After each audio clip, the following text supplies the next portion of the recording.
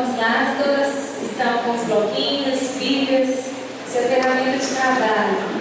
Depois, na segunda, na terça, nos outros dias, você deve consultar isso aí. Vamos, o que aquela mulher falou mesmo? O que é aquilo? Que mistério é aquele todo?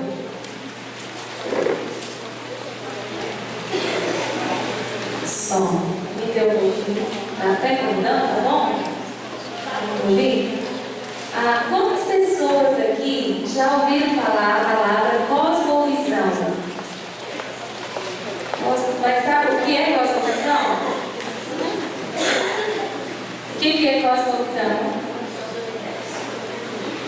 Na verdade, é a forma de ver o universo mesmo. É a forma de ver as coisas. A cosmovisão funciona como se fosse lentes de óculos.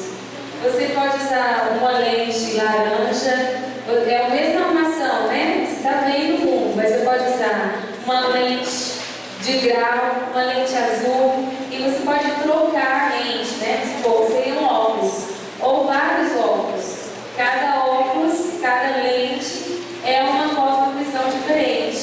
Você vai ver o mundo de uma forma diferente, né? Existem vários tipos de cosmovisão.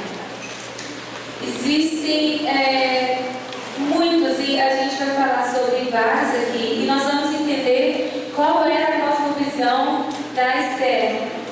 Porque ela agiu diferente, porque ela via diferente. Lembra de Josué e Caleb? Vocês conhecem a história de Josué e Caleb, os espias que foram enviados a uma cidade para ver ali as possibilidades, como eles iriam se preparar para tomar aquela cidade, tomar posse daquela cidade. Então, aqueles homens eram 12 homens, mas apenas Josué e Caleb voltam dizendo coisas extremamente diferentes e podiam provar. Os outros homens voltaram dizendo: não vamos conseguir nunca possuir essa cidade, porque essa cidade está simplesmente tomada de guerreiros. Os homens são muito fortes, as pessoas são muito seguras e a cidade é muito bonita, muito boa. Nós não vamos conseguir. Então, 2 daqueles homens daquela tripulação lá que foram, eles voltam até mesmo carregando caixas de uvas. Eles viam diferente. Ninguém mentiu ali. É verdade. Aquela cidade era muito forte, muito protegida e estava totalmente cercada de pessoas que não a permitiriam ser possuída. E era também verdade aquilo que Josué falou, que era uma cidade próspera, que era uma cidade que emanava leite e mel, e que ali as frutas eram enormes, que eles trouxeram um caixão de uva, né, um cacho de uva bem grande, tiveram de carregar 2 pessoas para trazer um cacho de uvas para provar que aquela cidade, para provar que aquela cidade era realmente boa. As 2 pessoas estavam falando verdade. São verdades. A cosmovisão é uma verdade para mim.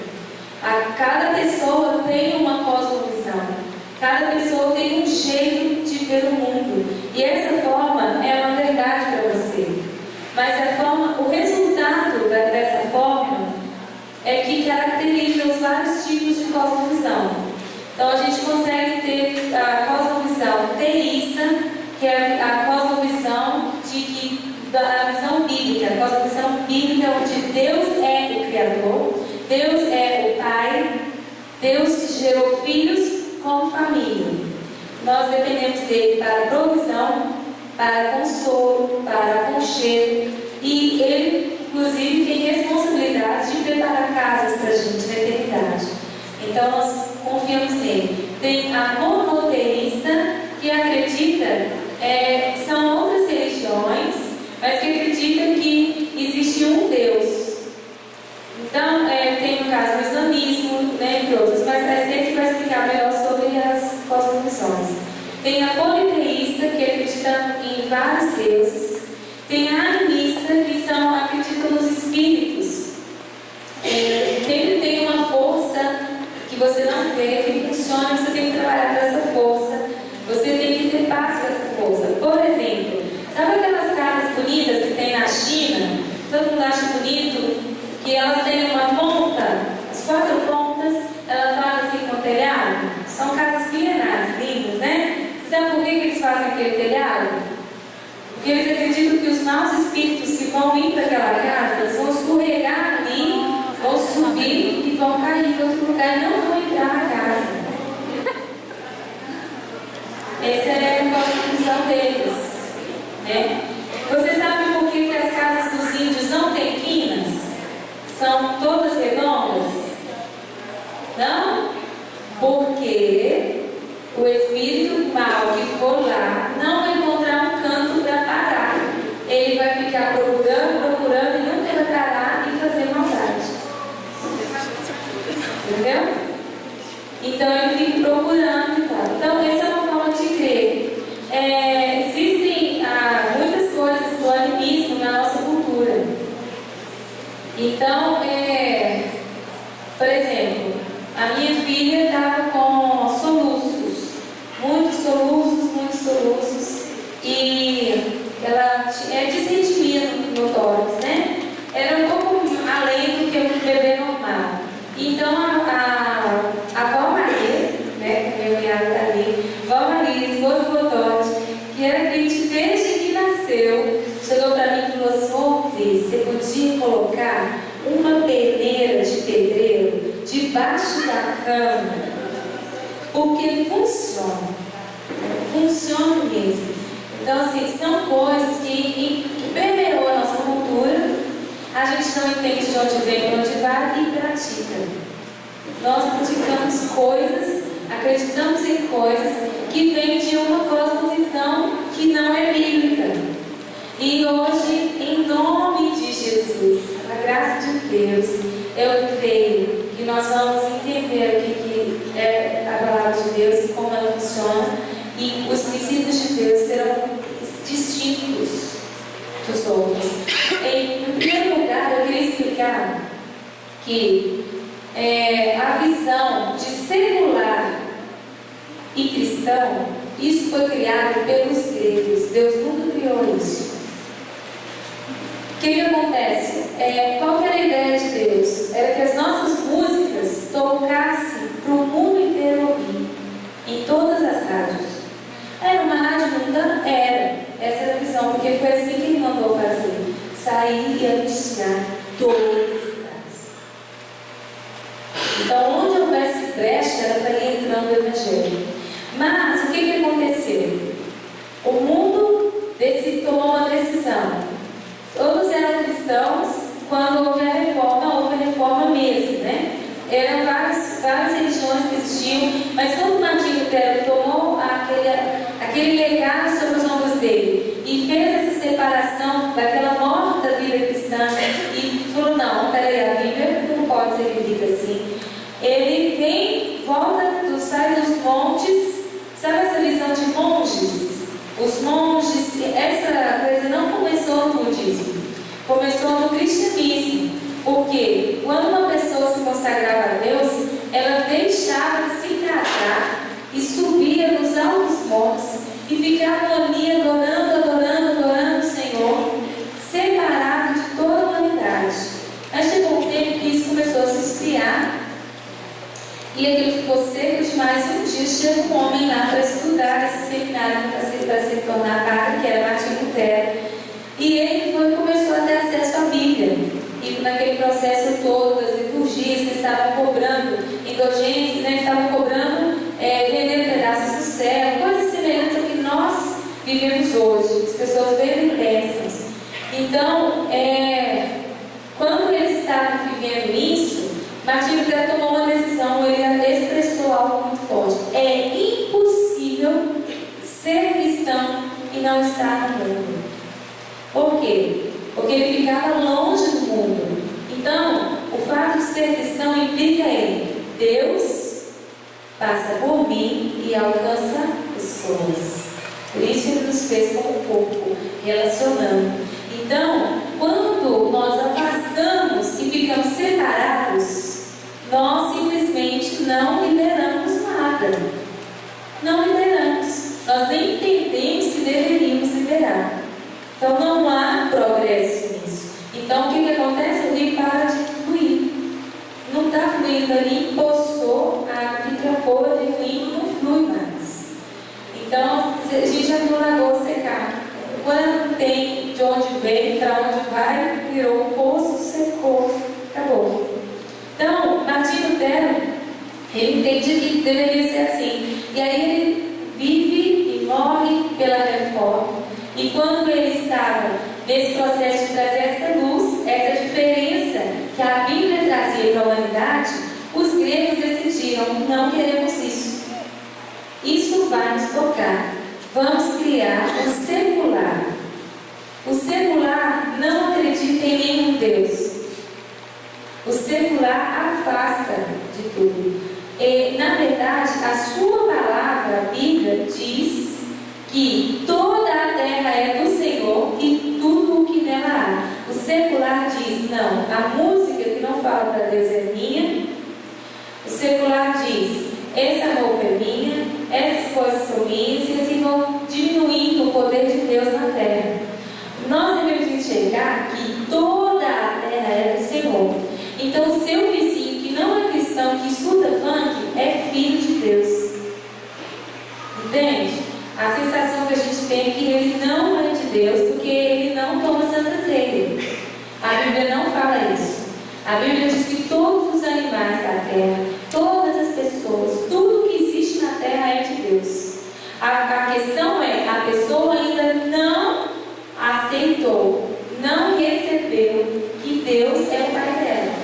Só isso, igual eu e você antes de ter aceitado. Mas antes, quantos aqui converteram há menos de 5 anos? Antes dessa época, você consegue se lembrar da sua infância até aqui? Quantas intervenções Deus fez na sua vida? Ele não esteve com você o tempo todo até aqui? Porque você sempre foi filho. Você não passou a ser filho agora, você aceitou ser filho agora. Agora você mora em outra casa, você mora na casa de Deus. Mas antes, você tinha que fazer sua própria comida, sua própria provisão, seu próprio desespero, porque você não tinha Deus. Não tinha Deus que é o seu provedor. Agora você tem. Então, o secular é uma opção das pessoas que não querem seguir a Jesus. Mas nós não podemos aceitar isso como regra. Nós entendemos que a Bíblia não diz isso. A Bíblia não diz isso. Então, quando você senta no ônibus do lado de alguém que não é cristão, você está sentado do lado do seu irmão. Então, quando você usa o banheiro, você tem que pensar que a pessoa que está para usar o banheiro depois de você merece ter ele limpo. Porque a pessoa que está vindo depois de você é filha de Deus. Você pode estar no metrô, no banheiro da rodoviária, que eles pagam centavos para usar. E você pode estar no banheiro imundo de um bar, cheio de pecador.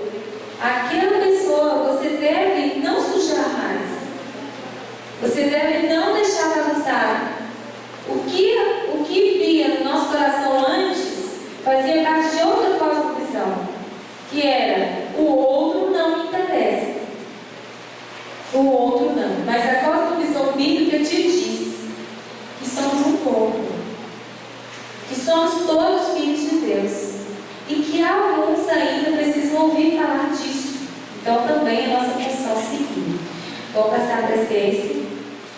A gente vai ficar trocando, tá? Gente, primeiramente, eu queria ser meu marido agora, porque esse assunto é dele. Eu sou apaixonada por esse assunto de cosmovisão, tenho extremo interesse por isso.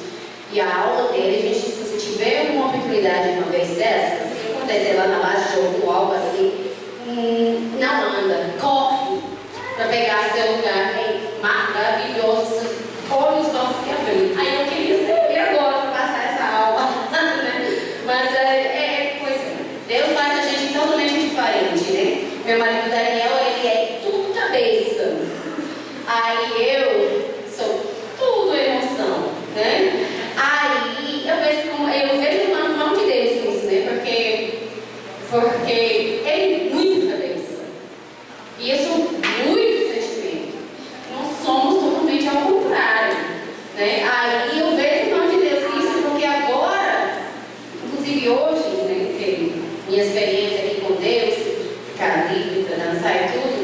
Na verdade, é interessante, porque meu marido, pra mim, quando eu conheci ele, era muito assim, sabe, quando Deus fala com você, você sente aqui, sabe, aquela, se Deus quis, e ele sempre falava assim, agora eu sinto, sabe, uma coisa aqui é outra coisa, viu? Ele falava assim, eu não sinto Deus aqui, eu só tenho uma paz sobre alguma coisa, se tá certo ou não, né? Aí, então, aos longos do tempo, com ele e tudo, eu comecei a ver que realmente eu era uma pessoa muito levada aos sentimentos. Até quando eu fiz minha decisão para casar, eu sabia, eu não posso fazer pelos sentimentos de jeito nenhum, porque sentimentos vêm e aí vão embora.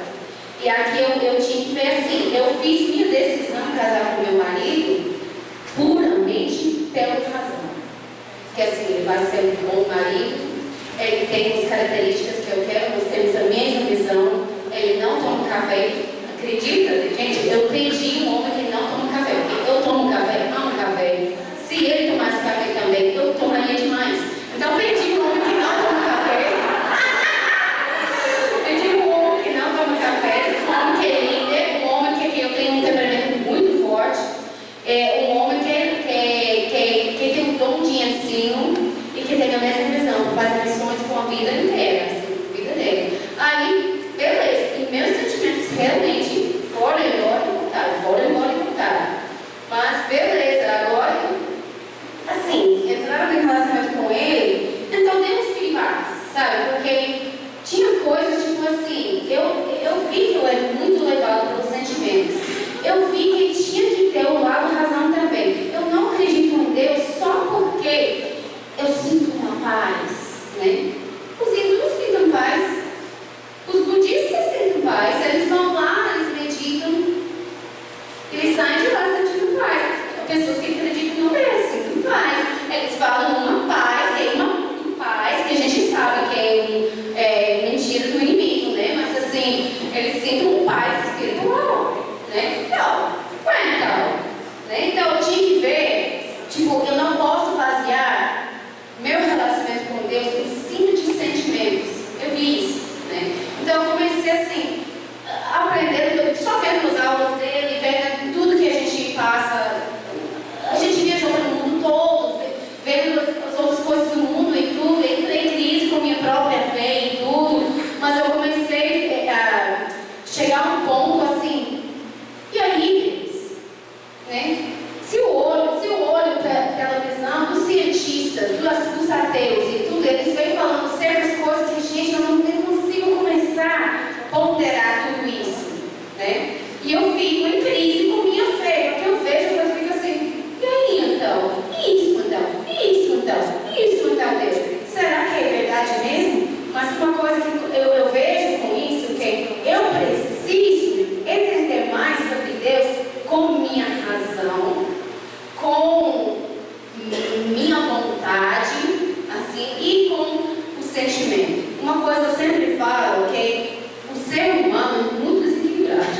A gente é muito fácil de um extremo para o outro, né? Então, comigo, tipo assim, eu entrava em crise e tudo, aí eu lembro que eu fui para Deus com essas crises e tudo, e de repente eu sentei na presença de Deus. E Deus me encheu. É como se Ele está dizendo, Stacy, minha filha, eu sei o que está passando. Você está entrando em crise aqui. Eu entendo, mas saiba alguma coisa. Estou aqui. Você nunca vai entender tudo. Nunca vai entender tudo. Enquanto você esteja nesse corpo, não vai entender tudo. E ele me tranquilizava com a paz dele, com a paz e tudo. Então eu vi que, tipo assim, por causa dessa influência do meu marido, eu vi que realmente eu preciso de uma base intelectual, de razão, sobre minha fé com Deus, que não é só uma experiência emocional, espiritual, mas é também uma coisa, é história. Jesus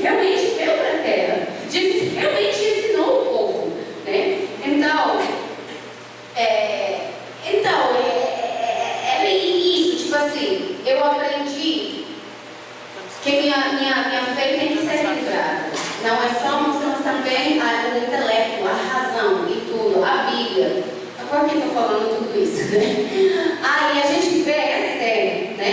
Esse versículo, você quer ler esse versículo?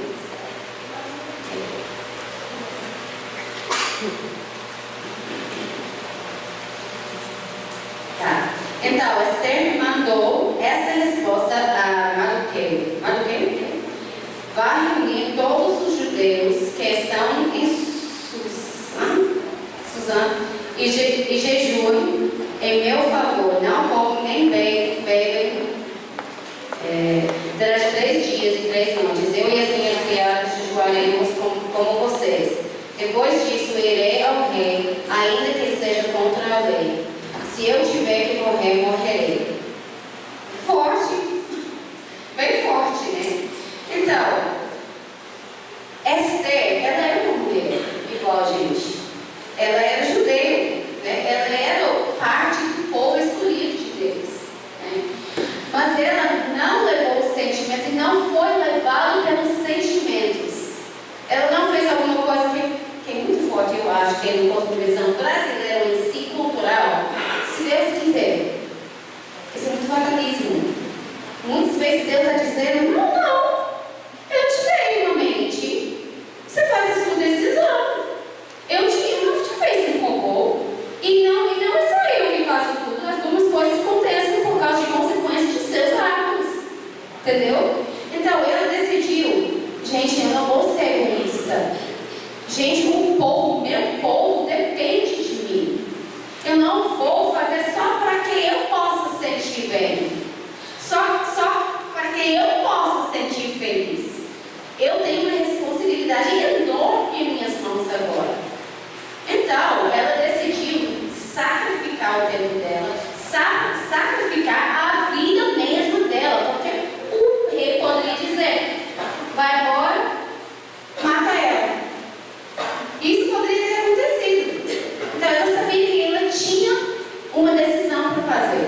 Ela disse, eu não vou ser levada pelos sentimentos, eu não vou pensar só em mim mesmo, mas eu vou pensar nos outros também, vou pensar no meu povo, vou pensar, meu Deus, eu vou sacrificar a minha vida, se for necessário, e eu vou fazer isso.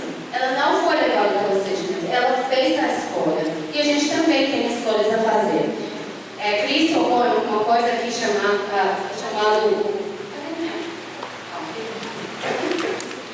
Ela tocou uma coisa aqui que eu achei muito bom. Eu gosto muito desse assunto. Na verdade, até nesse assunto que ela tocou, eu tenho um CD, né? E meu CD, o título desse CD é isso até. Aqui é a música principal desse CD, chamada Corundeiro. Ela falou sobre essa separação entre o secular e o sagrado. E é isso mesmo que ela falou. Gente, no reino de Deus não existe o secular e o sagrado. Não existe música secular. Não existe trabalho secular. Gente, tudo Deus deu a gente a capacidade a criar. É a gente quem pode decidir. Eu vou co-criar com Deus para expandir ao reino dele e trazer valores e princípios do Senhor para o reino de Deus aqui na terra, ou eu vou usar para promover pecado. Entendeu? Então, claro que a gente não vai escutar essas músicas ridículas que a gente ouve hoje, né? De muita coisa ridícula lá fora, né? A gente vai escutar coisas que são melhores. E isso significa até que talvez eu esteja escandalizando alguma pessoa aqui, até músicas que não são feitas por crentes, mas tocam em coisas sociais, tocam em coisas de amor até, porque faz parte do ser humano. Nós temos amor, nós sentimos amor. Assim, quando eu vejo seus olhos, pode ser uma pessoa, pode ser pode ser não, vamos até dizer que for Marimonte, ou uma dessas pessoas, que não é cristão, mas canta uma música de Lulu Santos, pronto. Ele fez um CD inteiro para a esposa dele. Tudo sobre amor. Isso não é de Deus? O amor de marido para mulher não é secular.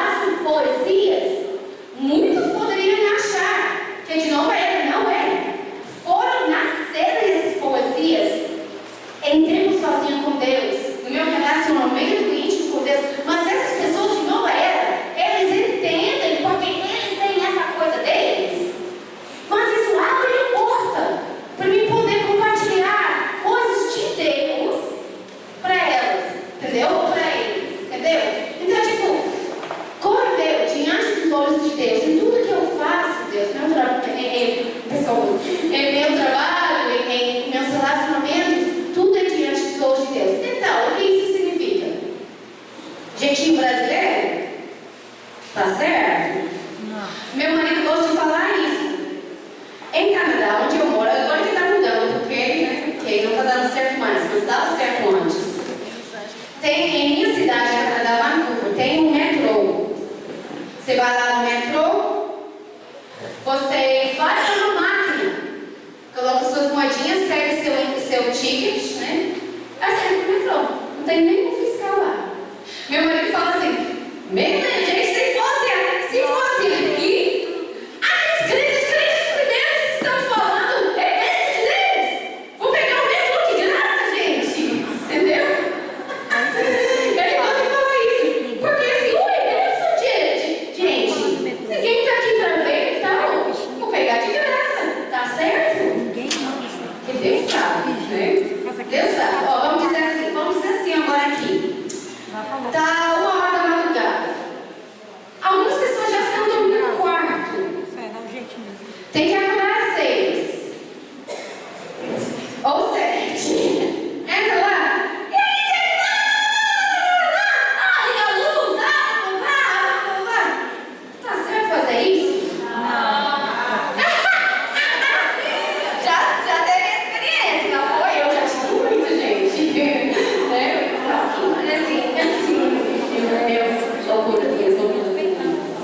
Aí a gente não está certo, porque não está considerando o outro, não está servindo o outro, não está respeitando o outro, entendeu?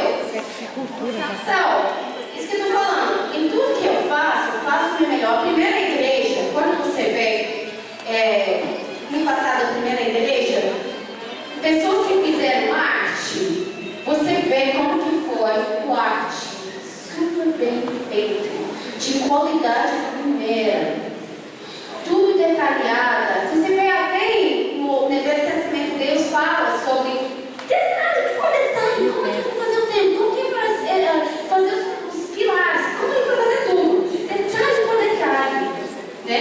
E as pessoas fizeram com o melhor, né? O que a gente vê hoje? Você compra um hack. Gente, nós trouxemos um filtro pra cá, tem água aqui, só para você não ter que ir lá dentro, tá? Se você precisar, só pegar a água da casa. Obrigada.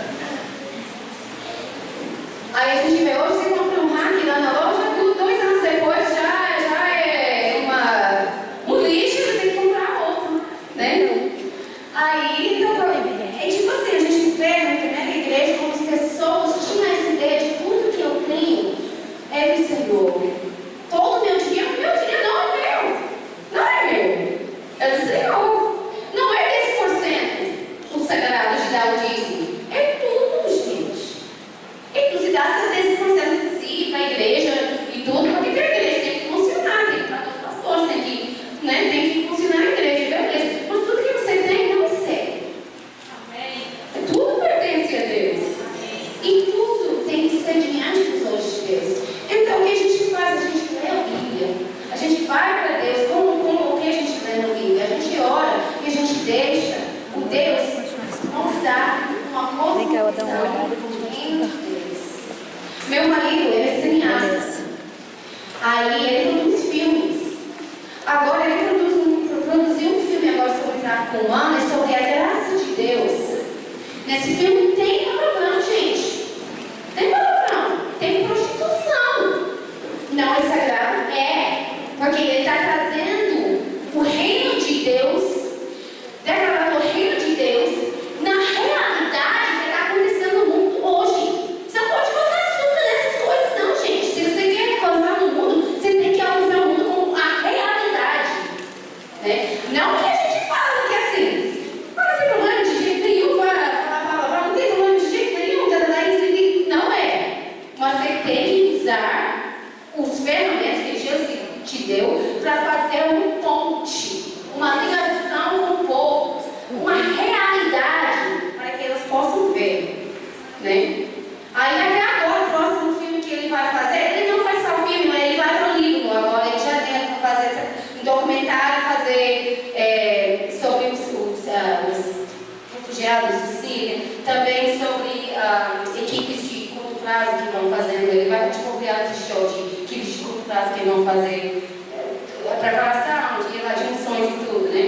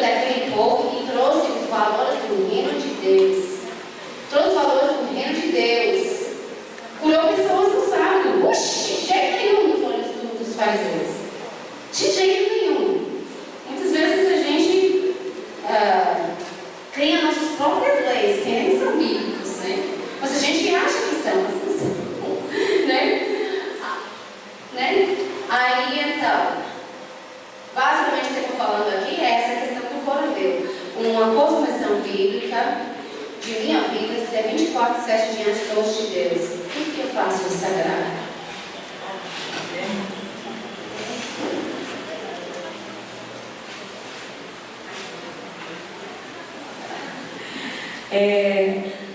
Em relação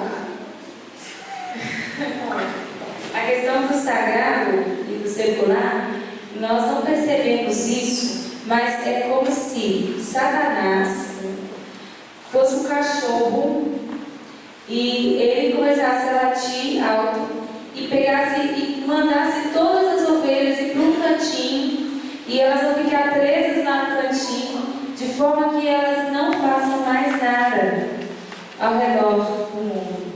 Então, nós ficamos com o nosso próprio mundinho, nossas próprias músicas, nossa própria rádio. E dificilmente uma pessoa não cristã vai entrar, quebrar aquela barreira para entrar. A palavra igreja é igreja, que significa chamados para fora. O que nós somos significa que vamos até eles, e não que eles venham até nós. Nós podemos fazer eventos, convidar pessoas não cristãs para participar, mas o que somos instruídos por Deus, na cosmovisão teísta, é que nós somos chamados para ir para fora. Então nós devemos ter, todos vão para missões em tempo integral? Não, todos já estão em missões em tempo integral.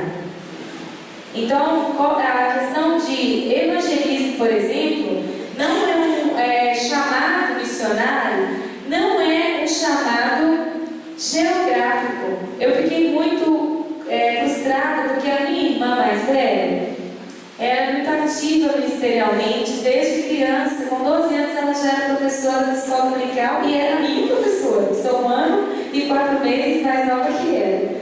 Então, ela sempre foi muito ativa e quando a minha mãe estava grávida dela, minha mãe consagrou ao Senhor e entregou ela missões. E com 12 anos, ela tinha certeza absoluta que ia para a Índia. E ela começou a se preparar, ela tentou fazer medicina 2 vezes ou 3, não sei. Mas depois ela fez letras, não conseguiu fazer medicina, fez letras, entendeu que faria tradução de Bíblias. E acontece que o missionário que estava no México, a filha dele passou muito mal, com disfunção da tireoide, teve uma crise muito forte. A mãe e a filha teve que voltar em estado de emergência. A próxima pessoa na igreja que tinha condições de estar indo para lá e assumir o lugar daquela família que precisou voltar era a minha irmã. Então, já tem 7 anos que a minha irmã está morando no México. Ela fala a língua, ela está fazendo tradução de Bíblia para as línguas indígenas próximas à região. Eles têm 3 templos, né? Um na cidade, 2 outras congregações, mas não é Índia, é México. Eu não consegui entender isso. Eu ficava, então um dia Deus vai cumprir a promessa, ele já buscou a promessa, e vai levar Josi para a Índia, né? Aquela coisa toda, relacionada ao chamado dela a um lugar. Mas o nosso chamado não é geográfico. O nosso chamado, biblicamente, é a obediência. Então você é chamado por Deus a ser obediente 24 horas por dia. E você está exatamente no lugar onde Deus te coloca para estar. Entende? Teve duas coisas que estão acontecendo nesse final de semana, né, nesse feriado, que é o evento que está acontecendo na nossa igreja, de Batista Central, e o evento aqui. Então, eu tinha assim, da minha emoção, eu queria muito ir lá ver a Mr. Evans, queria ver a Kim Walker, eu queria ficar gritando e tal. Mas aí eu pensei, eu não sou minha. E isso em janeiro, eu não sou minha. Eu vou orar e vou esperar saber a resposta de Deus.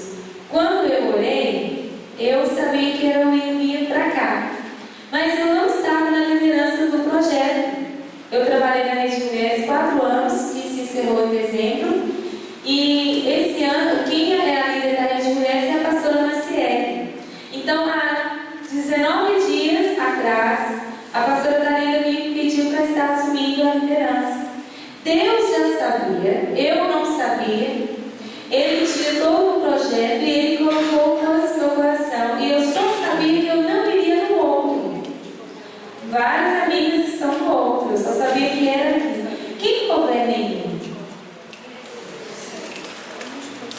mas eu tenho que parar para ouvir. Porque quando eu ouço, não quer dizer que eu entendo, quer dizer que eu obedeço. Então Deus fala com você e Ele tem esse relacionamento, e o que você faz e uma série de outras coisas, você pode sim, deve ter a opinião de Deus, porque Ele é um ser relacionável e Ele se relaciona conosco, Ele sabe sobre o seu futuro. Então o nosso chamado não é para ir. Ela foi à Índia, China, Afeganistão, Brasil, o tanto de países, Austrália, foram em vários lugares, fez um monte de coisa. Ela não é melhor do que eu que não fui nem no Paraguai. Entendeu? Ou que me perdoa os Paraguaios.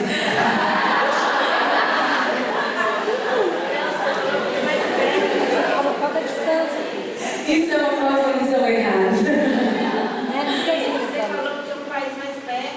Obrigada, Maria! Me abençoa muito, te amo. Amém. Vou pagar minhas dívidas com os Paraguaios. Então, minha irmã não é melhor que eu. Eu estou obedecendo a Deus onde Deus está me direcionando. Você está obedecendo a Deus onde Ele está te direcionando. Você tem 2 faculdades para fazer, uma ou outra, mesmo curso, mesmo tempo que vai gastar para você se graduar, mas Deus pode te instruir em um lugar ou outro. A visão é direção que vem de Deus. Então você obedece a Deus todos os dias. Por isso que as mulheres devem preparar a mesa entendendo uma cosmovisão bíblica de que Deus instituiu a preparação da mesa. Lá no livro de Êxodo, capítulo 25, versículo 23, ele manda para preparar a mesa e explica o que deve estar lá, que é o pão da presença, que é Jesus. Depois Jesus, no Novo Testamento, fala que Ele é o pão, né? E aí nós preparamos a mesa todos os dias, baseado em quê? Que Jesus aceita a mesa conosco. Então, o horário da refeição, de acordo com a sua Bíblia, o horário da refeição é o lugar onde Deus está com você, sentado à mesa por alguns instantes. Você sente que Deus está ali. Então, quando Jesus rasgou o pão lá e ele parte o pão para comer, na última vez que ele come, o que acontece ali? Ele rasga e fala: fazer isso todas as vezes em memória de mim. Quantos de vocês comem pão ácido todos os dias? Não comemos. Então, olha, não era sobre pão ácido.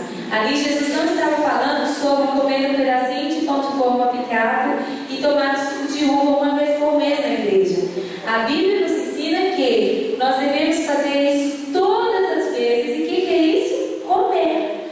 Todas as vezes que você come, você deve fazer isso em memória de Jesus. Por quê? Não sei, vai entender, mas eles estão andando. Essa é a palavra de ordem. É Jesus que falou: todas as vezes que você for comer, lembre de mim.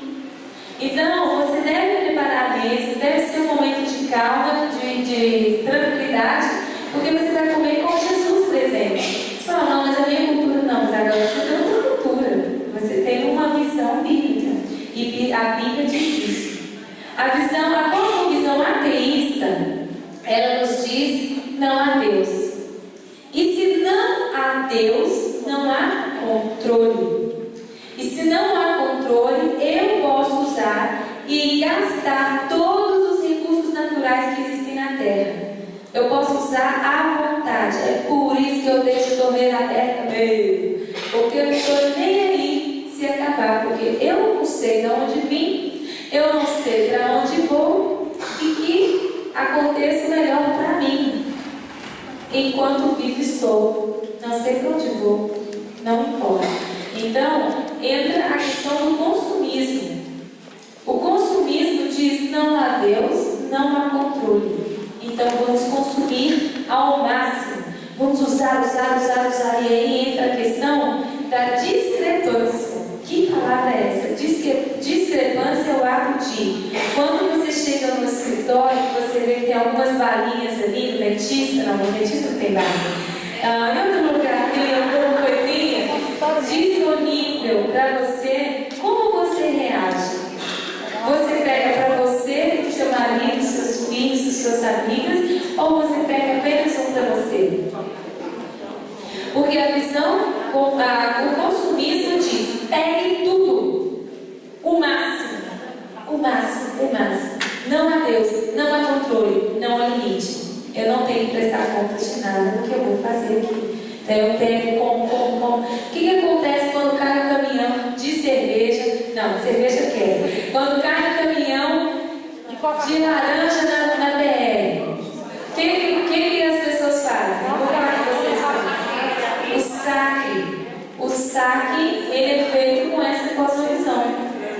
Vem a mim, eu, não me importa. Recentemente eu vi uma cena muito forte em um caminhão que estava carregando materiais de construção, coisas de depósito. Tinha várias caixas d'água, várias tampas de caixa d'água, tinha torneiras, pias, coisas assim que vocês sabem que não são baratas, né? Então, quando aconteceu o acidente, uma pessoa começou a filmar o homem lá caído, muito sangue saindo do ouvido dele, e ele gemendo, ele estava vivo. E as pessoas correndo, e no vídeo as pessoas ficam gritando: corre, desce do carro, vem pegar, ali tem uma pia, tem um vaso, corre, pega. Então, quando você vê isso, você vê demônios. Eu vejo demônios que vêm para saquear. Mas eles agem debaixo de uma liberação de pensamento, de entendimento. O entendimento é que não importa o outro, importa a mim, que eu quero consumir. Então, a visão ateísta trabalha com essa questão do consumismo de uma forma seguinte: compro mesmo. Quando eu tiver força, eu trabalho e compro, mesmo que eu não use, mesmo que eu doe, mas eu compro mesmo, porque eu preciso comprar. Não existe Deus que sabe de tudo que você precisa. Abre sua Bíblia rapidamente em Salmos 23. Eu sei que você sabe. Eu sei que você sabe o que está escrito lá. Eu sei. Mas você vai ter que ler para crer.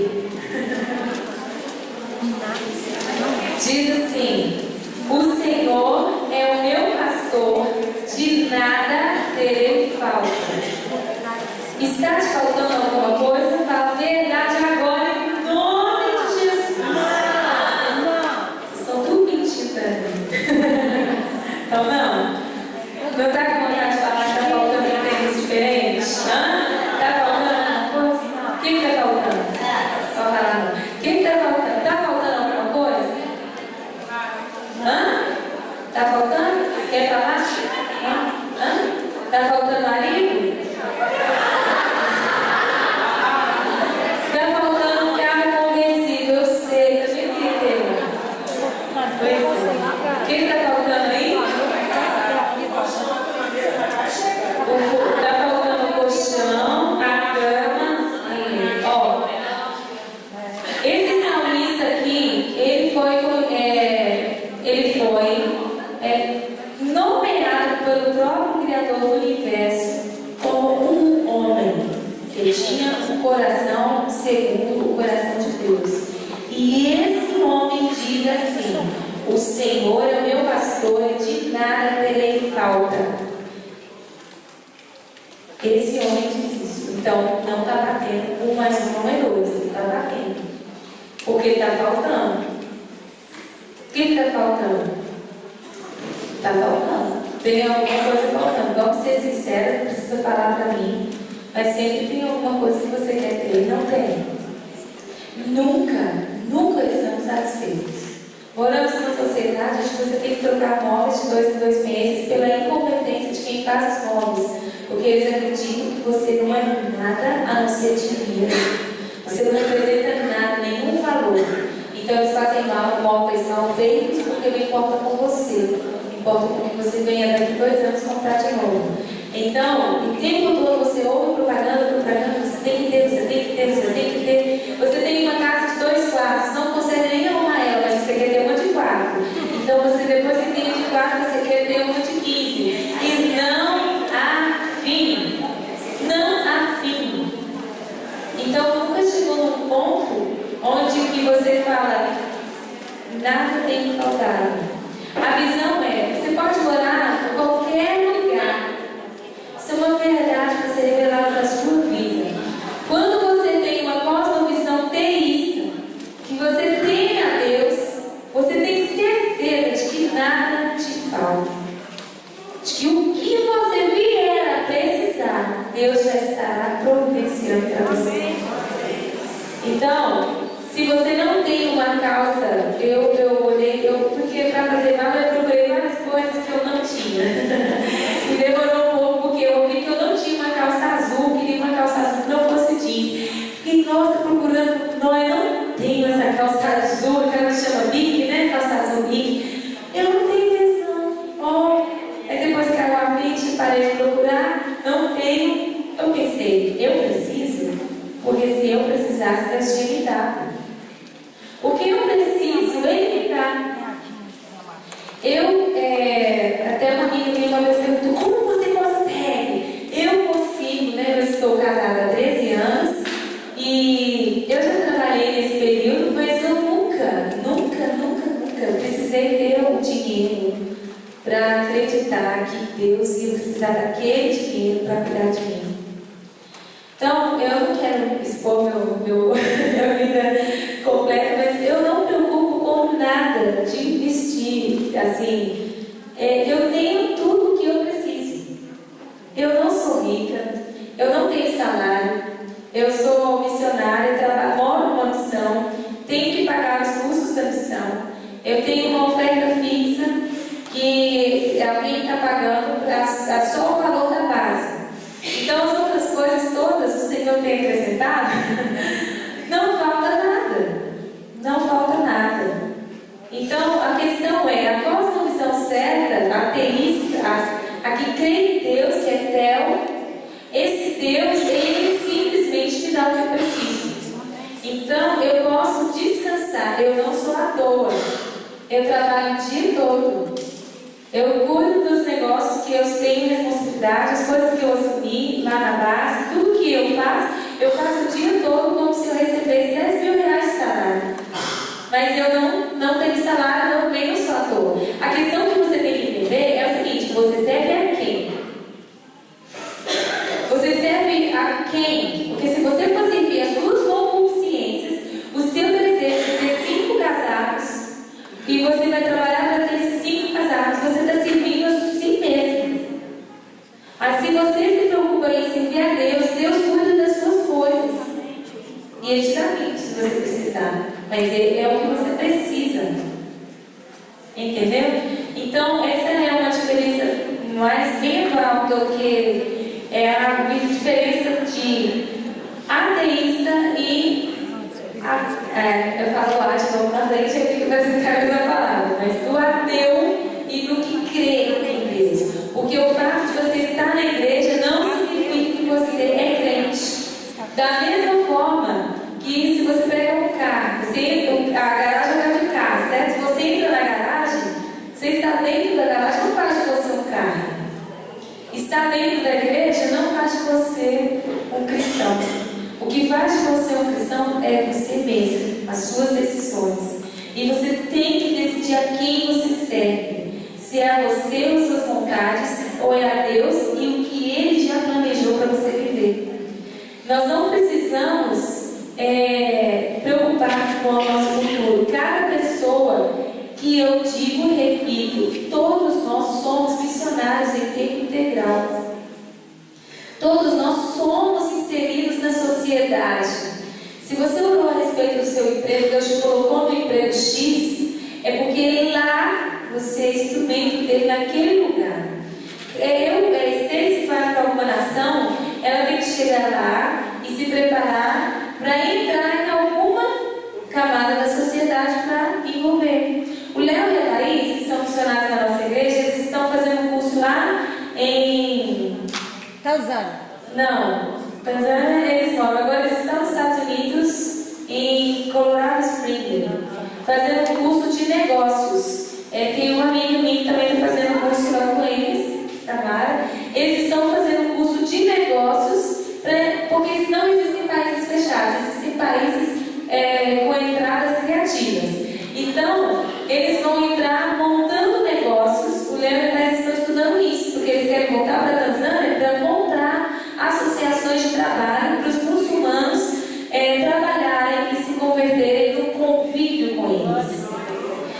Então, isso dá um trabalho. Eles estão há 2 anos fora do país.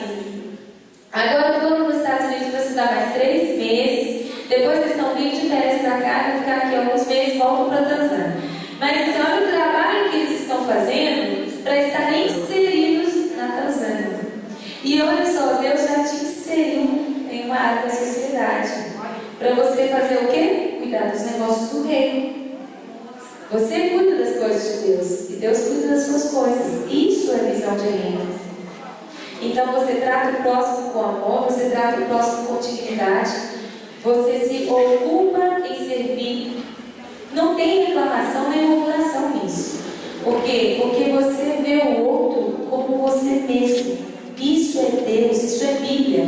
Deus, a visão de Deus, a cosmovisão teísta diz: ame o próximo como você mesmo.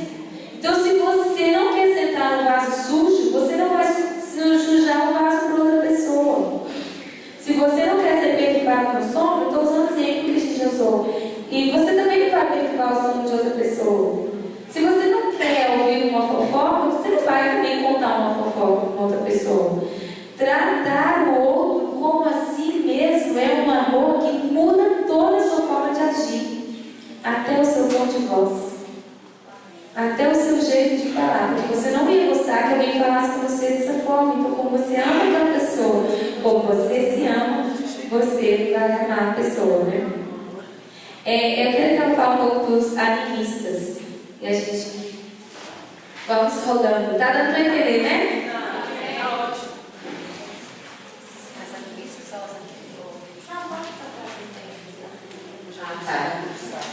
Então a gente está falando sobre diferentes tipos de cosmovisão, né? Então quer dizer, entra a religião, mas não só religião, como eu disse antes, não cosmovisão é o jeito que a gente vê o mundo, os órgãos, né? Eu estou cega, agora estou colocando, minha cosmovisão. Isso é Deus, isso é família, isso é o jeito que você vê tudo, que globaliza todo o seu mundo, o universo, seu universo até, né? Aí então, ele falou sobre ateísta, né? E na verdade, inclusive, com a visão ateísta, com essa visão ateísta, se não tiver Deus, o único resultado pode ser caos. Porque perde moralidade, perde como ela falou, assim, respeito para o outro. O único resultado pode ser caos. Aí então, a gente está falando sobre as diferentes cosmovisões. A gente tem um monoteísta, que é o cristão. A gente acredita em um Deus. Mono, significando né? O Islã, eles também acreditam em um Deus. Os judeus, eles também acreditam em um Deus. Isso é monoteísmo, né? E a gente age de acordo com a nossa cosmovisão, né? Aí então, o que a gente acredita, a gente age em relação disso. Ou em cima disso. Politeísta é uma religião ou um modo de ver o mundo acreditando em vários deuses. Então a gente tem os hindus, né? Eles acreditam em vários deuses, né? Então, inclusive, quando você vai para a Índia ou para um país hindu, a maioria está na Índia, né? Eles acreditam em milhares de deuses. Então o que acontece? Você vai lá pregar o evangelho para hindu, muitas vezes beleza, sim, você de Jesus. Por quê? É mais um Deus na coleção. Entendeu? Então, tipo assim, quando a gente vai, a gente tem que entender o cosmovisão politeísta e entender como eu vou alcançar essa visão politeísta, como eu vou trabalhar com isso. Inclusive, na verdade, na Afeganistão, para eles, o que eles entendem de cristão? Para eles não existe separação entre o Estado e religião, entendeu? A religião é a lei, entendeu? Então, para eles, quando eles olham a crença cristã, eles olham os Estados Unidos. Os Estados Unidos é um país cristão, então Madonna é cristão, Eminem é cristão, né? Qualquer pessoa, qualquer celebridade, Hollywood é cristão. Então esse cristão está totalmente em falta de moralidade. Então, eles não dão crédito de jeito nenhum para a questão. Então, se você for tentar alcançar uma pessoa no Afeganistão, você vai falar: eu sou um seguidor de Jesus, porque eles respeitam Jesus.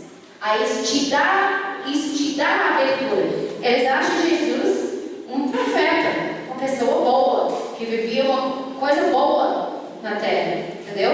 Então você não vai falar sobre questão, porque eles não vão te dar nada de crédito, entendeu? Eles vão, mas se você é seguidor de Jesus, eles te respeitam, entendeu? Aí, agora, então, uma texto. Então, quando a gente olha, agora a gente tem também os politeístas, que eu falei que a gente tem vários deuses. Aí, depois disso, a gente tem a animista. A gente já falou um pouquinho sobre isso. O animismo é onde a cultura, onde a pessoa que tem essa cosmovisão acredita que é esse tipo de espiritismo. Dentro da criação existem espíritos, né? Então a gente vê, meu marido, ele fez uma curta-metragem sobre infanticídio indígena. O que acontece? As crianças são sacrificadas para tentar diminuir a raiva dos espíritos, entendeu? Se uma criança é gêmea, não é normal, é enterrada na terra viva, né? Aí, se uma criança nasce com um defeito de saúde, alguma coisa assim, físico ou mental, enterrado na terra, né? Sempre depende como chama o pajé? Sempre depende do pajé, que ele vai falar se essa criança tem um bom espírito ou não, se é um demônio ou um espírito mau ou não, né? Aí então, até que tinha até o pessoal de nossa convenção veio aqui e fez um documentário sobre a Hakarim, né? Alguém já ouviu falar da Hakarim? Eu conheci a Hakarim. Ela era uma menina que não desenvolveu. Então, essa situação no início, eles acreditavam que simplesmente porque ela não estava desenvolvendo, ela tinha um espírito mau. Então, estava querendo forçar os pais a enterrar ela. Assim, né? Matar ela. Os pais, porque são pessoas, como qualquer um de nós, não querem de jeito nenhum matar a filha. Então, eles se mataram. Aí o irmão que tinha que fazer isso com ela, mas ele não fez. Deixou a criança ficou super mal nutrida. Tem fotos assim, aquela coisa horrível, sabe? Aí tentaram enterrar ela viva, mas o irmão não conseguiu. Foi lá, tirou ela de lá, porque ela chorando, tirou ela, né? Depois, nosso povo, nossos obreiros, Márcia e Suzuki, de Porto Velho, foi lá, eu acho que foi o irmão que deu ela para nossos amigos lá que estavam em Porto Velho. Por favor, levaram ela para o hospital. Era uma coisa simples. Tinha um problema hormonal tratado. Quando eles levaram ela de volta, o trigo viu que realmente tinha uma resposta que não era um espírito mau. Viu que, gente, não tem problema nenhum, então. Ela está tudo bem, ela está viva. Ela mora agora nos Estados Unidos, ela está aqui com os pais, né? Mas ela tinha um problema hormonal e não estava. Então começou um monte de coisa com o governo não queria isso, nada, problema. Pois é, então, a animista acredita que se tanta coisa acontece mal, é tipo como se fosse, como chama? Esqueci em inglês. Superstição, né? Se eu faço isso, Deus está feliz. E existe isso muito entre os crentes também. Se eu faço isso, então eu estou bem com Deus. Entendeu? Se eu faço isso, eu estou bem com Deus. Se alguma coisa mal acontece comigo, eu fiz alguma coisa errada com Deus.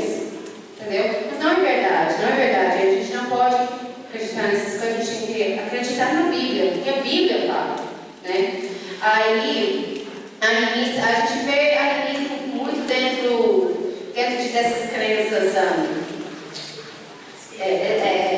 de indígenas, assim, até em Canadá também, tem os indígenas de Canadá também, eles acreditam que tem Deus dentro da árvore, Deus dentro dos animais. É essa questão que a gente vê em Romanos 1, né? De adorar a criação e não o Criador. E até a gente faz isso às vezes, a gente adora, coloca muito crédito no líder, no pastor, como ela disse, que não existe diferença. Nos olhos de Deus, ela simplesmente tem um chamado, tem o outro. Não sou melhor do que ela, porque eu sou de cada lugar, cada lugar, cada lugar. A gente é igual aos olhos de Deus. Ele ama ela tanto quanto eu. E eu não sou nem melhor do que ela, nem melhor do que eu. Né? A diferença é obedecer a Deus. Igual, tipo assim, o líder fundamental não é melhor do que você. E talvez ninguém mais sabe do que você. E talvez nem sabe mais do que você de certos assuntos. Todos nós temos o mesmo, todos nós somos o mesmo diante dos olhos de Deus. Só temos funções diferentes, igual a família. Funções diferentes. O homem não é melhor do que a mulher. Somos funções diferentes. E juntos, como a gente estava falando esses dias, juntos nós fazemos assim, a imagem e semelhança de Deus. Existe na mulher, existe em Deus. Existe no homem, existe em Deus também. Juntos se completam. Então, isso é mais essa coisa de ver os espíritos dentro da criação e também da substituição e tudo isso. Eu tinha uma coisa que eu ia falar. 3 dias, não.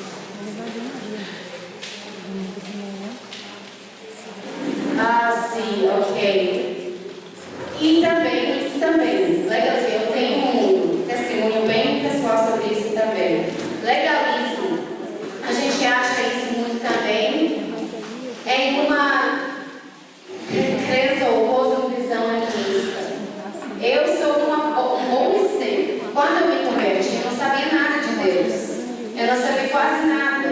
Nem entendi o que significava a cruz. Eu só sabia que é coisas que eu vi na Bíblia, estavam acontecendo no mundo, né? Aí eu fiquei assim, será, né? Aí eu estava naquela época da minha vida, onde eu vou morrer, porque existe morte, porque pessoas têm medo de morte, qual é o propósito, as perguntas que toda a humanidade faz, né? Então, legalismo, o que acontece? Isso também tem muito a ver com os sentimentos também. A gente sente uma coisa e a gente acha que a gente está fora da vontade de Deus. Então, o que acontece? A melhor forma de explicar isso é contar minha própria experiência.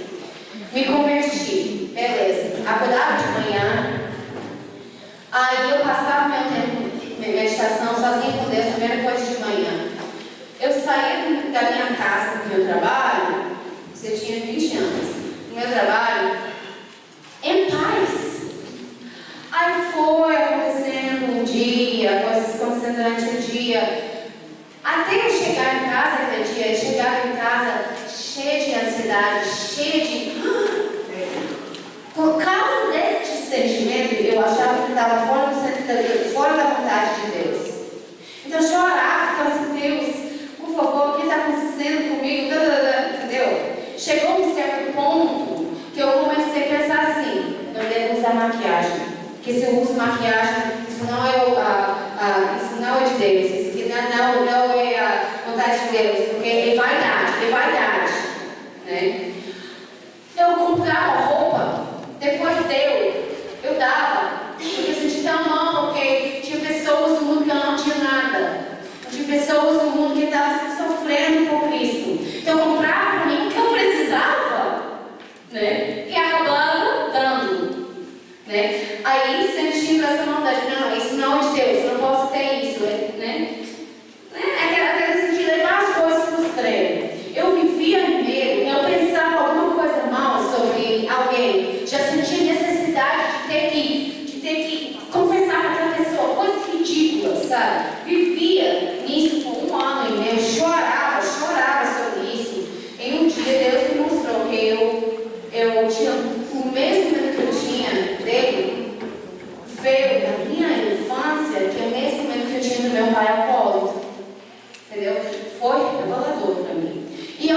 Deus foi me curando. Eu sempre falo assim, que Deus foi o maior psicólogo, porque eu nunca fiz esses tratamentos com psicólogo, nada assim. Mas Deus começou a me mostrar, porque eu meditava, começou a me mostrar, começou a mudar a minha mentalidade. A cosmovisão, a gente pega, desde a nascença, a gente cresce aí está sendo formado em nós, pela influência de nossa sociedade, pela influência de nossa família, pela influência de nossos pais, pelas experiências que a gente passa, né? Porque eu cresci assim, né? Eu comecei a enxergar Deus, o mesmo jeito que eu enxergava meu pai, né? Então isso criou esse legalismo de sempre ter que tentar agradar, Então estava captando, gente, é só pela misericórdia e graça de Deus. Não existe nada que eu possa fazer para agradar a Deus. Nada. Eu sou um lixo, gente. Assim, minha natureza humana, pecadora, a Bíblia fala sobre nosso coração sendo igual um túmulo aberto. Isso. Horrível esse cheiro, não? Horrível esse cheiro. Mas graças a Deus que Ele enviou Jesus, e só pela pureza que Jesus vivia, pelo sangue de Jesus, esse sangue correndo pelo meu ser agora, né? Que eu sou livre, que eu sou puro nos olhos dele, entendeu? Então não existe nada que eu possa fazer para agradar a Deus, mas simplesmente por causa do sangue de Jesus. Ele fez tudo. É puramente a misericórdia, puramente a graça dele. Eu lembrei, eu estava liderando louvor, né, em minha igreja em Canadá. Eu era líder de louvor lá. Aí eu lembro, eu sempre cantava, fechava os olhos assim, achando que eu fazendo isso ia trazer a presença de Deus. Que ridículo, né? Que ridículo, né? Um dia Deus mostrou para mim, vocês, é só minha misericórdia que vai trazer minha presença? Não tem nada que você pode fazer que vai trazer minha presença, mulher. É só minha misericórdia. E gente, foi uma coisa bem libertadora para mim, porque eu nasceu a presença de Deus. Sim, não, entenda aí. Beleza, né? Vamos lá, vai. Aqui minha misericórdia, mas é assim mesmo, né? Fique bem, pessoal. Rapidinho. Dentro disso, essa questão de graça, é interessante esclarecer que o legalismo anula a graça. Se você faz alguma coisa querendo algo de Deus, anulou a graça. Então, se você está trabalhando no ministério para servir Deus, para conquistar coisas em Deus, anulou a graça. Você não tem nem a graça dele para você não crê nela. Não é porque ele não quer te dar, porque você não crê nela. Você crê em você e na sua força. Então, o fazer é uma extensão do ser. Porque você já é filho de Deus, você cuida dos negócios de Deus. Então, se Deus se importa com crianças, você dá atenção a crianças. Se Deus ama, cuida dos idosos, você dá atenção aos idosos. Se você vê que Deus abraça o jovem e ajuda ele a se entender em identidade, você faz isso. Paulo, ele é como se fosse o nosso irmão mais velho. E na visão de Paulo, ele faz o seguinte: ele fica escrevendo cartas, ele tinha uma vida agitada, e ele fica escrevendo cartas para um monte de igrejas. Ele tinha um objetivo. Paulo tinha o objetivo de alcançar toda a terra na era dele, na época dele. Por quê? Porque ele aceitou a paternidade de Deus, não fazia isso por legalismo, ele não fazia para merecer, ele entendeu, ele recebeu, então ele falava: os negócios do meu pai. Aqui o dono do sítio é o Wesley, né? O Wesley, Wagner. Os filhos do Wesley, eles vão entender que esse lugar foi construído, eles cresceram vendo o pai construindo esse lugar, vindo aqui constantemente. Toda vez que eles chegarem naquele portão, eles vão ver isso aqui como parte responsável deles. Quando eles forem crescendo, eles sempre vão se sentir responsáveis por esse lugar, porque é a herança deles, é parte deles. Então, assim, eles não entendem de valores, são crianças, mas é porque eles entendem, eles não vão sair, não vão quebrar o vidro, porque eles entendem que isso é deles.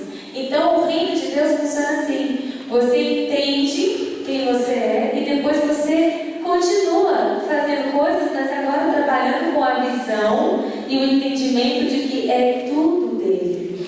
Então, tudo que você faz vai ser para ele. Então, quando você faz alguma coisa por legalismo, você anula a graça. E sem a graça, você não tem vida, você não vai viver. É um caos. Né? Uma questão interessante que eu queria que vocês falassem, e nós vamos terminar, é a questão do fatalismo.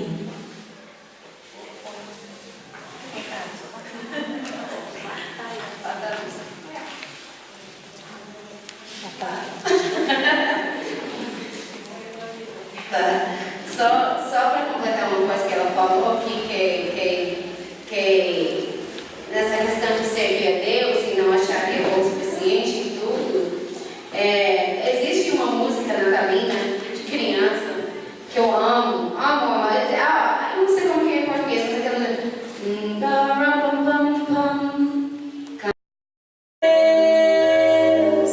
eu devo cumprir os sonhos de Deus para mim. As outras coisas Ele me dará. As outras coisas Ele me dará. Muito da nossa credibilidade que Deus tinha quebrado. Nós não confiávamos mais, mas sabe por que nós não saímos do Evangelho? Porque nós sabemos que Ele é. Mas não estávamos mais relacionando ao ponto de deixar Ele decidir. Ele dá o sinal: aí não pode, aí é perigoso. Ou vem pra cá que tá bom. Nós não estávamos mais conseguindo obedecer a sua doce voz.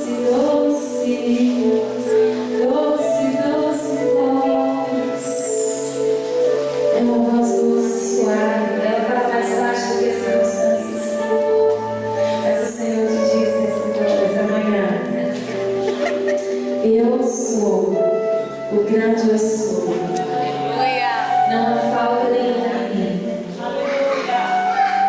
Agora você decide. Você pode confiar em mim ou viver no caos de não me ter, só assistir os outros viverem comigo,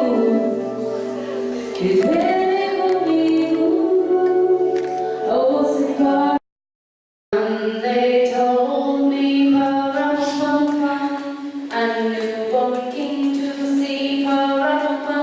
Existe em português? Tá. Então, nessa música é assim: é uma história sobre um menino, né? Um menino, ele está contando a história dele. Eles me falaram, existe um novo rei para ver. Eles me falaram.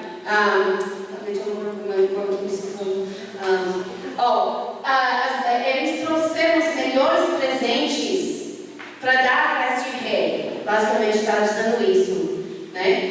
Depois ele vai contando.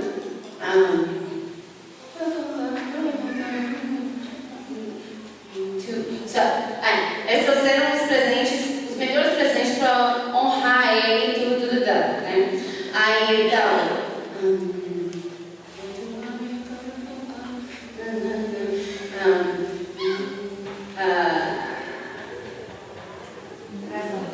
Aí então, basicamente o que acontece? Está falando que trouxeram esse presente para ele, para honrar ele e tudo, e que aí eles me convidaram para ir. E falei assim: mas eu não tenho nenhum presente para dar, não tenho nenhuma coisa para deitar no berço dele, para deitar no ver esse novo rei, né?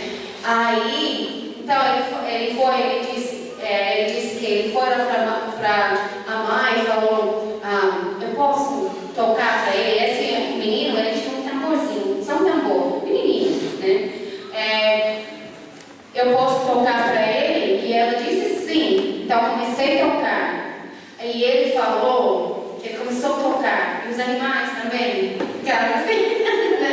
Sim, os animais também ficaram mexendo no ritmo, sabe? Muito criança. Aí, mas o que me toca nessa música, aí comecei a tocar. Aí os animais também ficaram no ritmo, né? Eu toquei o meu melhor para ele e aí ele sorriu para mim. Gente, quando eu penso assim, quando eu escuto essa música, eu choro. Porque com a humildade, esse menino era só menino. Você acha que ele era atenista? Assim, não, ele tinha um tamborzinho assim, tocava, mas ele fez o melhor para ele. E quando a gente pega o que a gente tem, o menor que seja, e nós fazemos o nosso melhor com isso, é uma ferramenta poderosíssima nas mãos de Deus. Uma ferramenta enorme. E é isso que faz ele sorrir. Não quão bem você é, ou quanta experiência você tem, mas simplesmente você vem em humildade e você oferece o seu melhor para ele. Só queria comentar com isso. Tá. Ele fala. Okay. O fatalismo é assim. Aqui a gente estava falando sobre a Bíblia, o que a Bíblia fala. Né? A Bíblia, a gente quer ter uma cosmovisão bíblica, né? Então a gente quer seguir a Bíblia, o que a Bíblia fala. A fatalismo fala assim: eu vou deixar a vida me levar. Vou deixar a vida me levar. O fatalismo fala assim. O fatalismo fala assim. Muitas vezes, se Deus quiser, eu vou fazer isso, fazer aquilo. Mas não é. Muitas vezes Deus está dizendo: faz a escolha. O que minha palavra fala? Porque se Deus quiser, eu vou ganhar tanto dinheiro. Não! Se Deus quiser, você vai ter a força para poder arrumar seu trabalho, para fazer seu melhor aqui, e você vai ganhar seu dinheiro. A fatalismo só fala assim: oh, gente, eu preciso pagar aluguel. Oh, Deus, anda isso, assim. E se não ver, então, que seja, né? Não tomamos passos para fazer coisa que a Bíblia fala fazer. Está esperando que qualquer coisa que faça foi de Deus. Não é assim. Não é simplesmente assim. A questão do fatalismo, que é também relevante, a gente entender o seguinte: nós temos algumas, vou chamar de gíria, nós temos alguns termos evangélicos que são fatalistas. Muitas vezes nós falamos isso, seja o que Deus quiser. Se for traduzir seja o que Deus quiser, não vai dar em nada. Entendeu? Igual, por exemplo, às vezes os seus filhos, a gente fala, né, alguma coisa acontece, quebrou um copo, você fala: menino abençoado. Não traduz. Porque se você traduzir, você está querendo xingar o menino. Então, a gente troca as palavras achando que vai trocar a ação, o coração não vai trocar. Você está xingando o menino mesmo, está com raiva dele. Então, falar que ele é abençoado no mundo que você está liberando, você está com raiva. Né? E quando você vai gritar misericórdia, você às vezes dá vontade de ele soltar uma outra palavra. Se você não for misericórdia, deveria ser aquietando e entendendo com quem você está falando, para você esperar a resposta dele. E nós, dentro do fatalismo, o objetivo final dele é não ter relacionamento com Deus. Então, quando a gente fala seja o que Deus quiser, é mais ou menos: não quero me relacionar com Deus para entender o que Ele quer e fazer o que Ele quer. E já reparou quando às vezes a pessoa fala assim: vamos orar sobre isso? É só para matar a ideia? né? Chega alguém e fala que vamos fazer um ministério de dança na rua e nós vamos ir, e nós vamos, e vamos, e vamos, e vamos. Você chegou para mim, vamos orar. Tipo, esquece isso, ano que vem, quem sabe? Esquece. Então, assim, se for traduzir, o que a gente está vivendo é de acordo com aquilo que está, a nossa forma de ver. E a nossa forma de ver, às vezes, é: eu não quero me relacionar tanto com Deus assim, porque eu não quero ter o compromisso de tornar líder. Quem foi que falou que fruto do relacionamento de Deus é ser líder? Se Deus tivesse feito todos os temperamentos com instinto de liderança, ia dar errado, porque quem queria ser liderado? Então nós temos os temperamentos que Deus fez, que são diferentes, cada um coopera de um jeito, mas a questão é que todos nós somos chamados a ser plenos em Deus. Então, esse pensamento fatalista manda a gente ficar 30 anos de crente infrutífero. E muitos anos se passam, você não sai do lugar, porque você é crente e deixa o que Deus quiser. Sendo que Deus te procurou de manhã para te falar que está chegando o aniversário do seu marido, que era que você preparava para ele. Mas aí você, na hora que lembra disso, aí você pensa: seja o que Deus quiser, vamos ver o que a gente vai fazer. Aí, conclusão do dia, você não fez nada. E você está tendo uma vida cristã? É uma vida que honra a Deus? Ele está falando com você coisas. Existem coisas que às vezes você lembra, não sei se já aconteceu com você, mas já aconteceu comigo. Eu estava saindo, o Espírito Santo fala assim: pega a sombrinha.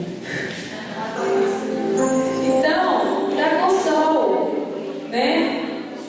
Mas aí a gente vai para fugir desse relacionamento. A gente não quer entender que o dia todo Deus vai estar conosco, vai estar relacionando conosco. Você é tão importante para Deus quanto qualquer outra pessoa que você admira em Deus. Por isso que tudo que você faz está valendo, tudo que você faz está contando. Você será injustificável. Não vai ter como chegar para Deus e falar: você lembra disso que eu deixei de você fazer? Relacione-se com Deus. Eu quero que você hoje assine essa folha de divórcio da sua forma de se relacionar, de viver de acordo com o mundo tem ensinado. O mundo não tem te ensinado a usar calça jeans. O mundo tem te ensinado, e as circunstâncias que você tem aceitado, a viver vida longe de Deus, mesmo estando perto de Deus. Nós somos tentados a viver assim, dessas outras formas. Nós não acreditamos nos espíritos, tem coisas que são aberrações para nós. Até hoje tem processo da FUNAI para poder resolver o caso dessa menina. E a Jocum tem um processo muito longo, muitos anos já, contra a Jocum. A FUNAI fez contra a Jocum, porque a Jocum adotou a menina e a família da Jocum, e hoje eles não moram no Brasil, não porque não querem, porque não podem. E aí você fala: isso é uma aberração. No meu país ainda estão matando crianças no meu país, sim. E o mundo, vários lugares do mundo sabem disso, nós não sabemos. E aí eu falei: isso é uma aberração. É uma aberração tanto quanto estar tão perto de Deus e não se relacionar com Ele. Porque Deus é presente. O nome dele é Emmanuel, é Deus conosco. Levante-se no seu lugar. Fala assim para Ele hoje.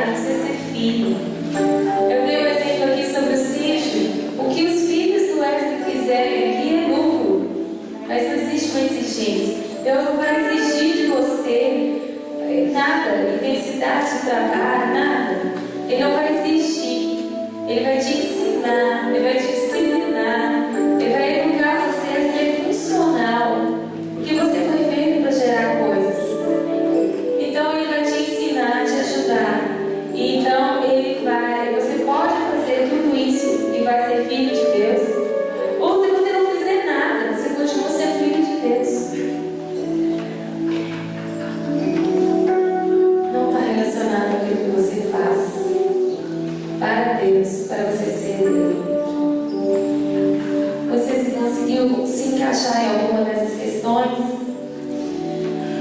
Muitos cristãos hoje, eu lembro que eu estava numa época, me relacionei com uma pessoa que ele falou para mim: olha, eu não quero ser crente, porque a minha mãe é crente, e se tem uma coisa que eu não quero ser como ela, porque ela vai para a igreja nervosa, ela briga no carro com meu pai, e quando eu chego na igreja, ela fica muito feliz lá, ela fica bem lá, mas quando ela volta da igreja, se uma planta cai, ela já começa a xingar. E eu tenho certeza que existe outra forma de vida sem ser assim. Feliz dentro da igreja e triste do lado de fora.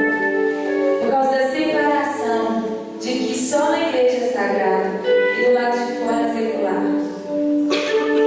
Dirigir é sagrado. Entrar no ônibus é sagrado. Cozinhar é sagrado. Tudo que você fizer, faça para a glória de Deus. Para a glória de Deus. Você que é designer, que faz arte, faça para a glória de Deus. Glória de Deus. Você quer romper com o mundo? Quer romper com o mundo? Existe só uma forma de ver Deus da forma correta, vivendo o que Ele conquistou na cruz. A graça te basta. A graça te basta. A graça te basta. Ei, você não vai ter que pagar pelos dons que Ele já te deu, porque a graça te basta. Só que eu quero te dizer, Ele tem muito mais para você, e você também não vai poder pagar, porque a graça te basta. Deixa Deus te mostrar algo, feche os seus olhos. Eu vi, hoje pela manhã eu vi uma seiva nascendo no coração de uma mulher.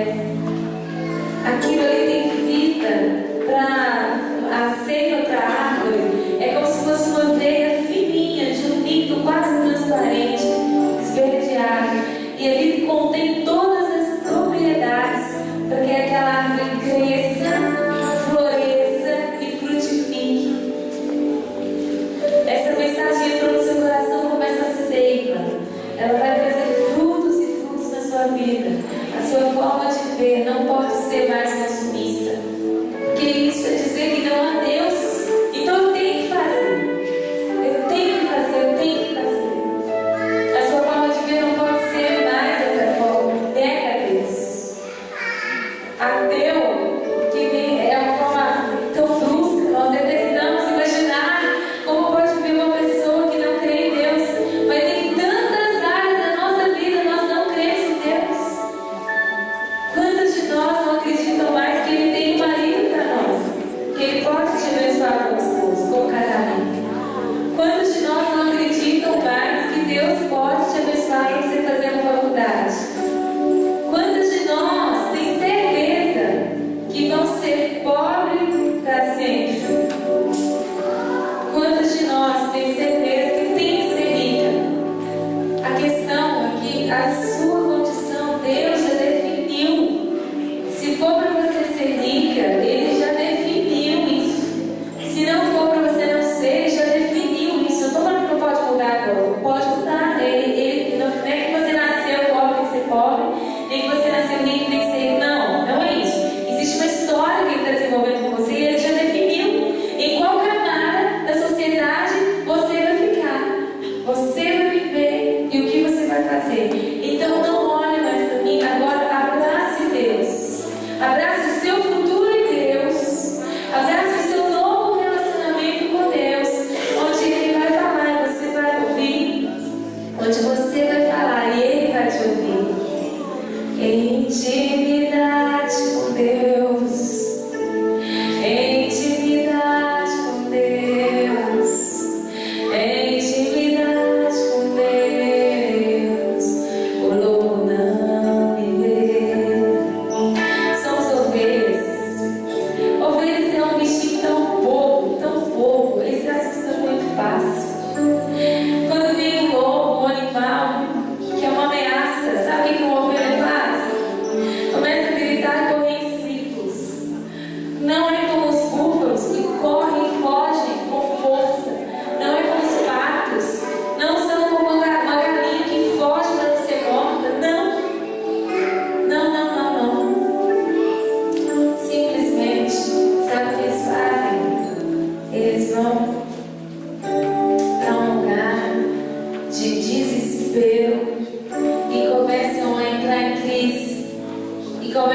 desfazer toda a sua vida ali, porque eles estão diante do inimigo, não fogem, não fazem nada.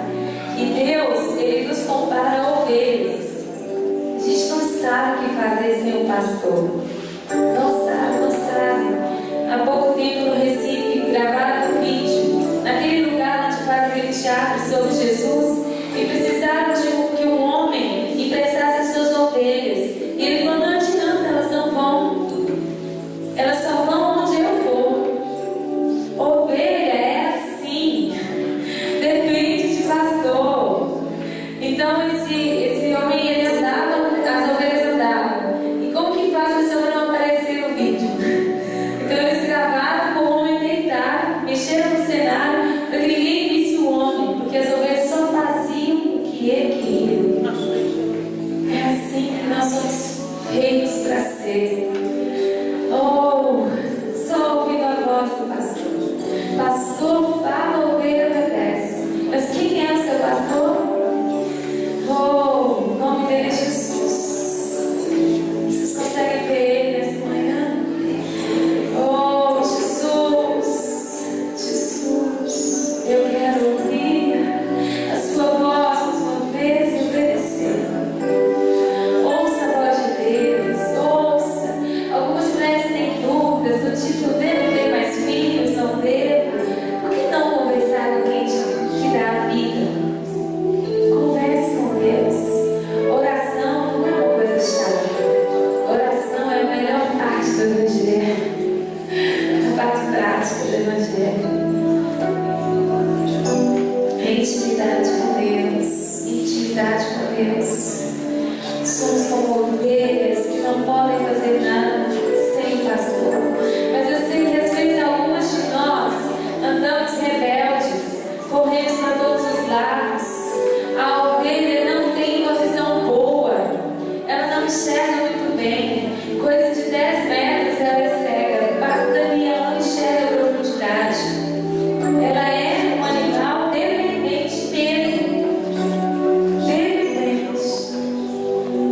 Dependente. E quando a ovelha faz alguma coisa errada, mas se ela tem um pastor que a ama, esse pastor, ele desloca a perninha dela e coloca ela no pescoço.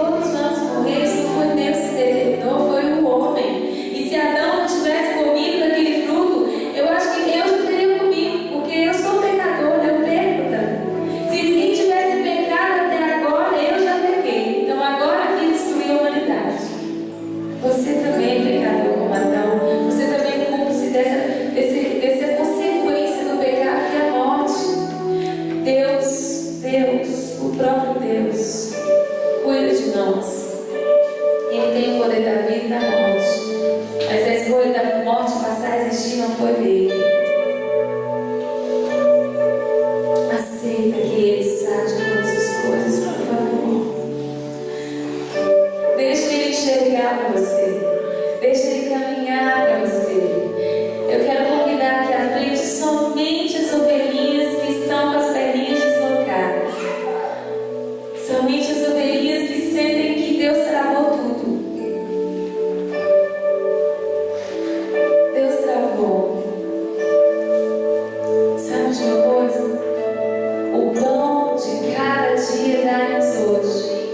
Esse é o princípio daquilo que precisamos. Deus te dá tudo o que você precisa hoje. Então, se você quer fazer